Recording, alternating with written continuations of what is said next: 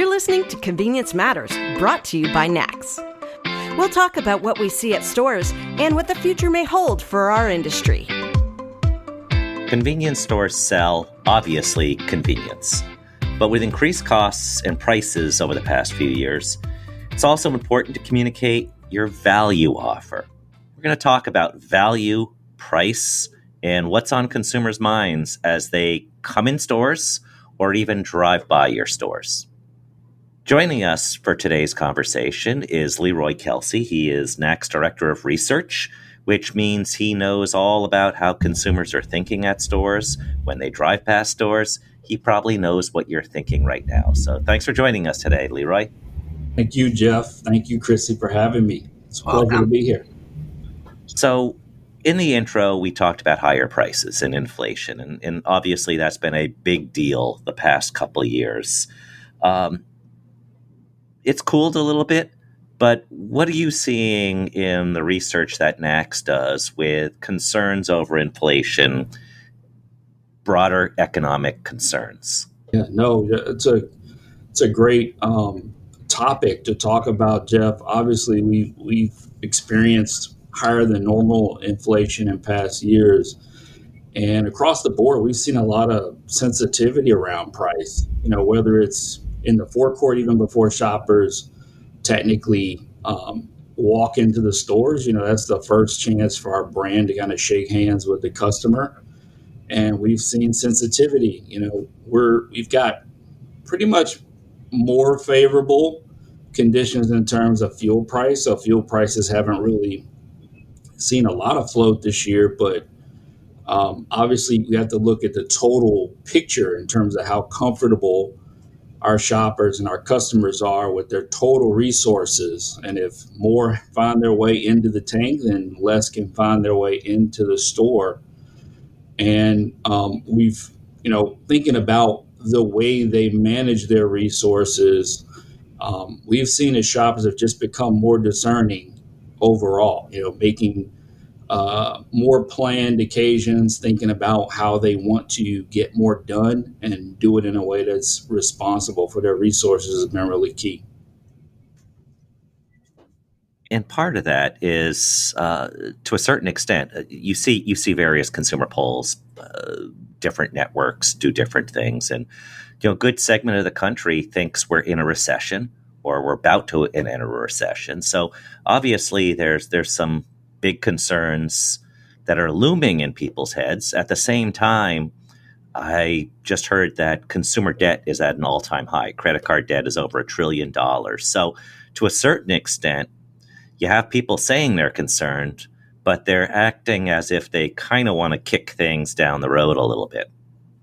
Yeah, I think you've got kind of got a tale of two stories, right? One is we talked about the fact that shoppers are a little more sensitive.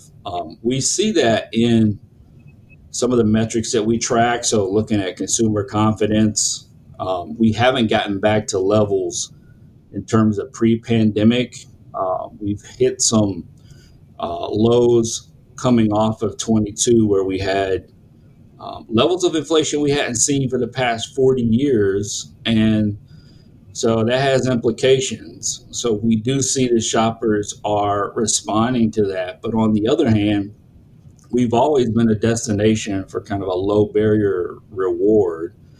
And so for those folks who are looking to break up the day, stop in, get the things they need, get more done, still coming to us, especially thinking about those trips on the way from and on the way to different things that they've got to get done. And so we've been helping to facilitate that, and that's been positive for us. I mean, we've always been a destination for refreshment. If you think about it, we're really differentiated as a channel in terms of the cooler and in terms of our dispensed beverages.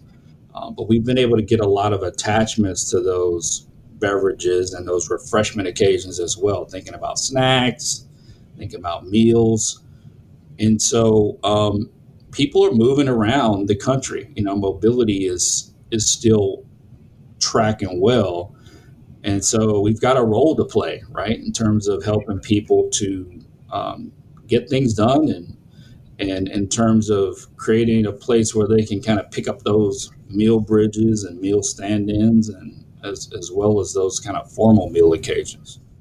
So along that same vein, right, because you're talking about these core categories that convenience owns.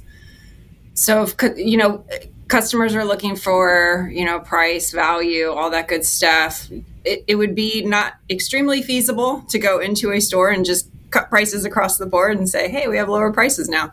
But where, looking at those categories that you just mentioned, how can retailers provide that value?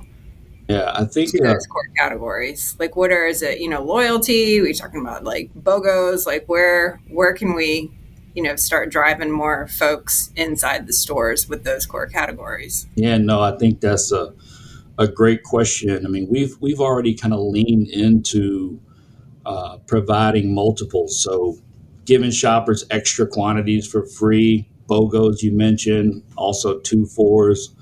I think we've trained the shopper to look for value in refreshment, but we can't overlook the fact that that assortment piece. So you can come in and connect with your favorite beverage. You have many SKUs and different variations to grab, and that's kind of been our competitive advantage when you look at other channels, right? And so we can't really downplay that enough. You mentioned the fact that using loyalty, I mean, shoppers are searching for value. And so this is just a really big reason for them to engage our loyalty programs. And so we've seen a lot more traction, especially of late. When I joined NACS about 17 years ago, we were in the single digits in terms of convenience loyalty membership. So when you had those pioneers like a Speedway, I remember Tony Kinney, the former CEO of Speedway, telling stories about how he had to really wrestle with his board and with the environment, in terms of implementing loyalty. When you think about those pioneering retail banners, but fast forward today, and now the majority of our shoppers that walk through our front doors are members of some convenience loyalty program.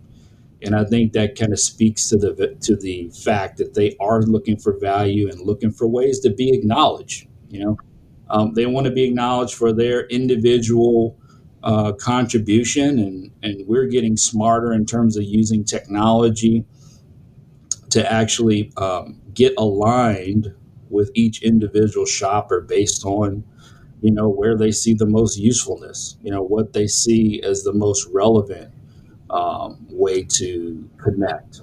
And so you're right. So it's really facilitated more participation in loyalty, and I expect that trend to continue. I want to talk. Go ahead. Well, I just want to say thank you for making the three of us feel old, because you started NACS 17 years ago, me 19, Jeff is over 20, I don't remember. And there were no apps back then. So nobody was doing a loyalty app to the degree that the industry is doing it now. So thank you for that, Leroy. Chrissy, there were no podcasts either. We would fax out stuff to members. So yes, things have changed quite a bit. So I want to go back a little bit. We'll talk a little bit more about apps in a few. It's astonishing, the numbers that you were talking about. And really, I think apps obviously provide something of value to those using it. But for companies, it provides two things. It provides some stickiness, some repeat customers. More importantly, it gives some metrics. It gives some data that the business can use. So before we talk much more about stuff, we really should, for those not aware, talk about convenience voices, which is what you oversee. And that's how you get these in-depth understandings of what consumers do, what consumers say they will do, and how you can read the minds of everybody listening to this show. Yeah, from your mouth. So, no, you're right. During the heart of the pandemic, about 4 or 5 years ago, we pivoted into digital, started doing mobile intercepts. And what's really kind of key about that is, when you know this, as a channel, 80% of what we sell gets consumed within the hour. 65% gets consumed before people even leave the parking lot. And so sometimes it's really difficult to capture that retail moment of truth. And so we implemented mobile intercepts. And what we do is geofence sites, so geofencing convenience sites. All of our participants are qualified convenience shoppers, so we don't allow self-selection. You have to be a natural convenience shopper. But it also gave us an opportunity to get a read in terms of product movement, product perception, and definitely in terms of the overall experience. Are we meeting and exceeding our shoppers' expectations that they have for us? Are we able to thoughtfully raise the profile of the experience based on what the shopper prioritizes? And so part of that evolution that I talked about, and what's been so compelling, is being able to do that in a more efficient way. And we're starting to scratch the surface of where it's going to go in terms of technology, but obviously understanding that loyalty gives us a chance to collect first-party data and get smarter about our customer and really own the relationship is what's been driving all the effort and the investment. And I think it's paying huge dividends because we continue to grow while other channels really struggle to build sales. A little bit more on convenience voices. This is not a program where you're just asking a handful of people and it's like, okay, we understand the industry. This is pretty in depth in terms of how you interact with people and find out what they want, what they bought, what disappointed them, and what will entice them to come back next time. So you're talking about like thousands or more of these interviews that provide these insights. Yeah, absolutely. And if you think about it, the ways to grow sales in retail hasn't changed, right? It's bringing in net new customers, which is kind of the holy grail, or getting existing customers to come more often, or getting existing customers to spend more. And a couple of things that we've learned through our research, and there's plenty of research in the industry to back this up, but when you have folks that do participate in loyalty programs, you typically will get anywhere from 18 to 30% more spend.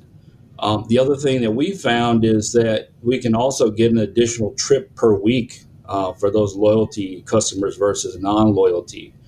So when you think about building on customer lifetime value, when you think about kind of prioritizing where you invest for customers and doing things that like segmentation and clustering and figuring out how you can get the best ROI for the relationship is really key. And that's going to continue to be a priority.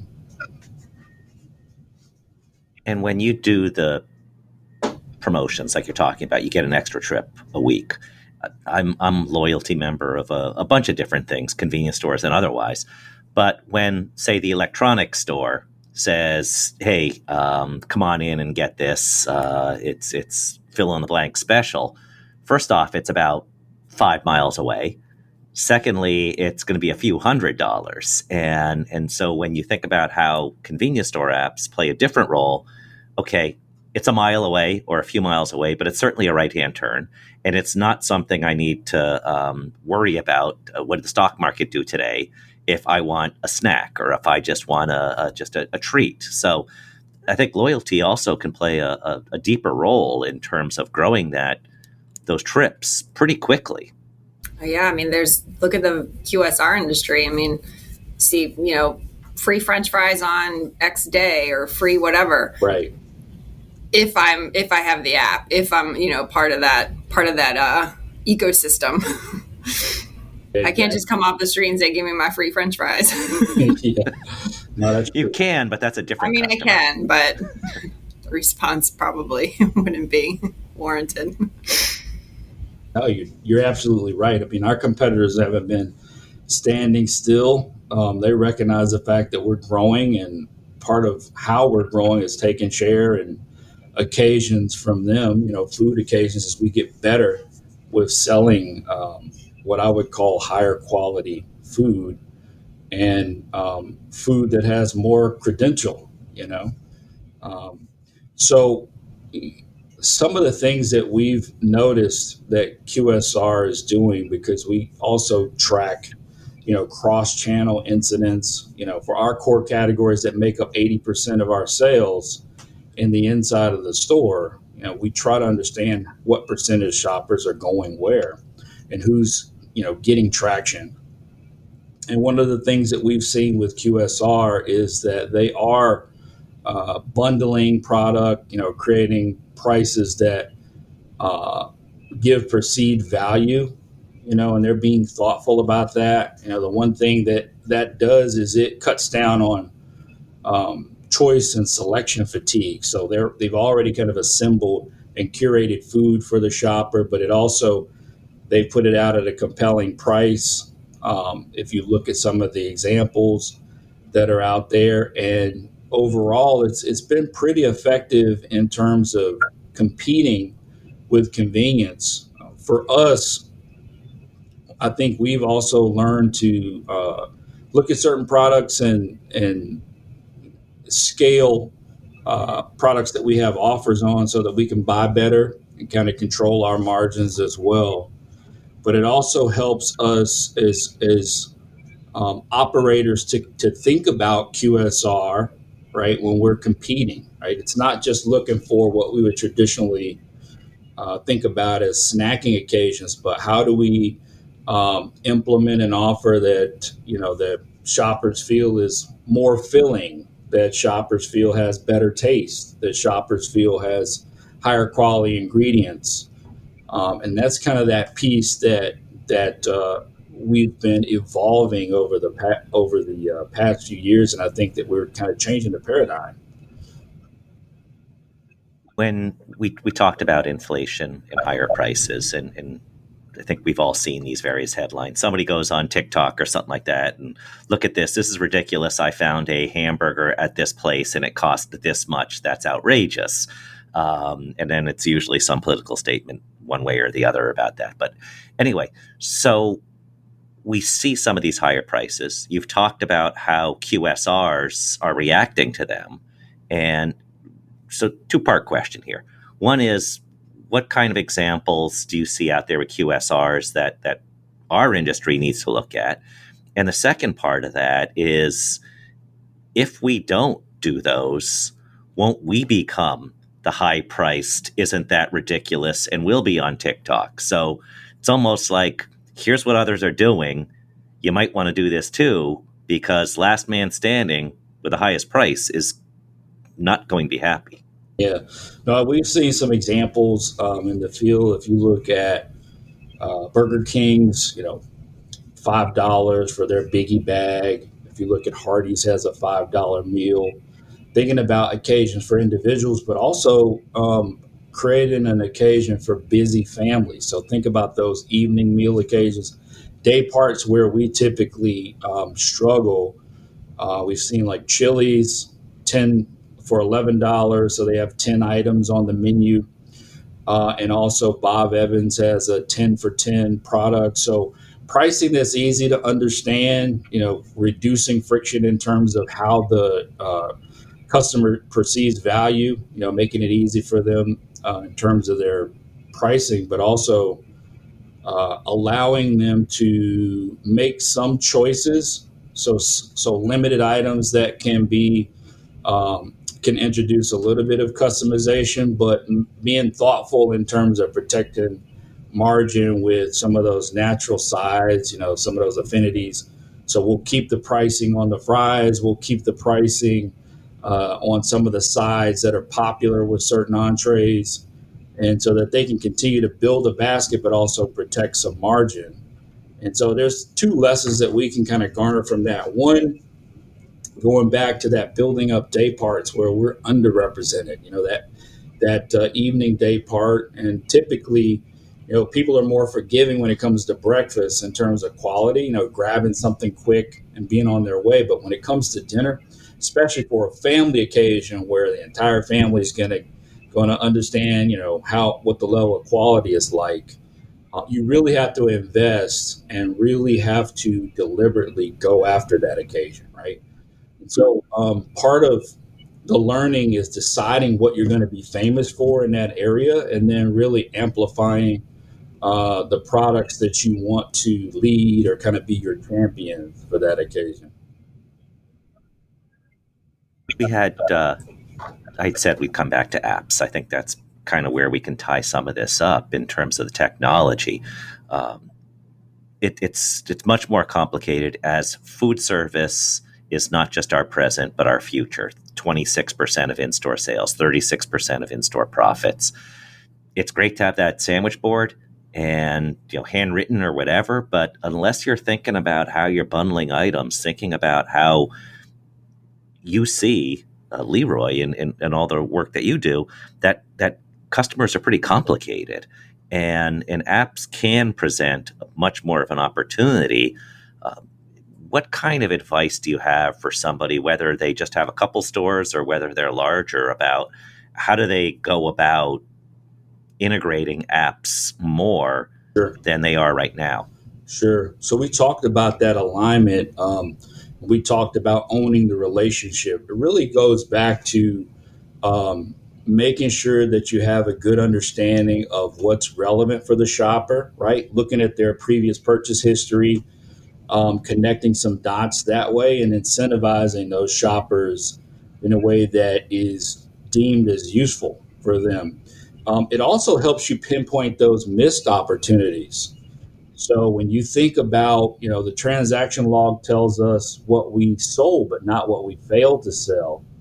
And, we ask shoppers, what did you intend to buy that you didn't buy? And those occasions have actually been increasing over time. Right now, we've got about 17% of our shoppers that come into the store intend to buy items that they just don't buy. And a good percentage of those folks are doing that based on different things, having to make some tough choices. We talked about price sensitivity, maybe downgrading, maybe some substitution there where they intended to buy certain package sizes and had to scale down a little bit, right? Or maybe kind of deferring certain occasions where they wanted to provision for the entire day. I want to go in, get my energy drink, my breakfast sandwich. I also wanted to pick up lunch and do it, consolidate the whole occasion, but going in and maybe having to make a decision. Hey, I'm gonna actually put this off in terms of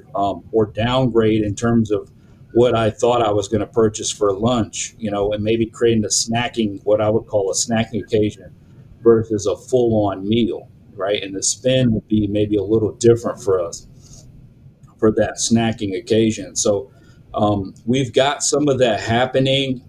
So being thoughtful about those folks who maybe had a bigger basket at one time and maybe feeling some economic pressure. How do you incentivize them to get that incremental spend, right? To get those items on the next occasion and do it in a thoughtful way.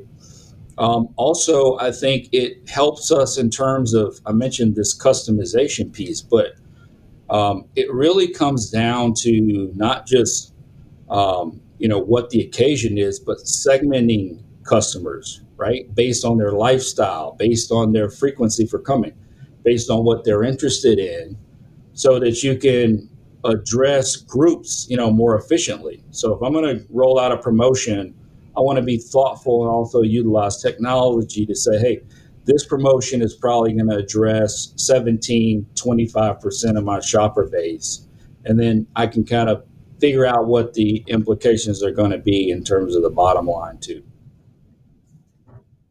Just the number that you talked about earlier is was it 16, 17% of customers walk away having wanted to have done something else. 1 out of 6 customers coming inside stores, essentially. Yeah. So it's really important to have a good understanding of the customer.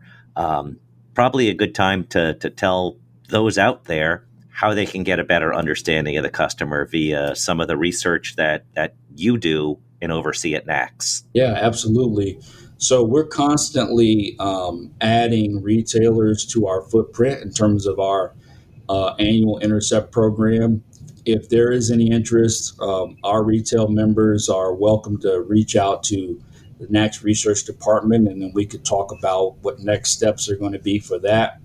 Also, we see our website, there's a litany of research resources, complementary resources. We do periodical white papers and bodies of research that folks can benefit from.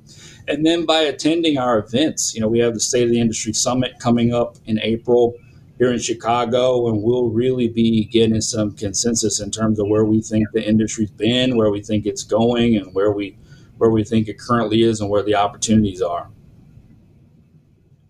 Well, it's definitely data season in terms of collecting it and sharing it. So thanks for joining us today, Leroy, and giving us a bit of an overview about what you can think about now as the data comes in, whether it's reconciling the years or looking towards this year, next year, beyond. So once again, thanks for joining us. Hey, it's been a pleasure. Thank you for having me. And thank you all for listening to Convenience Matters. Convenience Matters is brought to you by NACS and produced in partnership with Human Factor. For more information, visit convenience.org.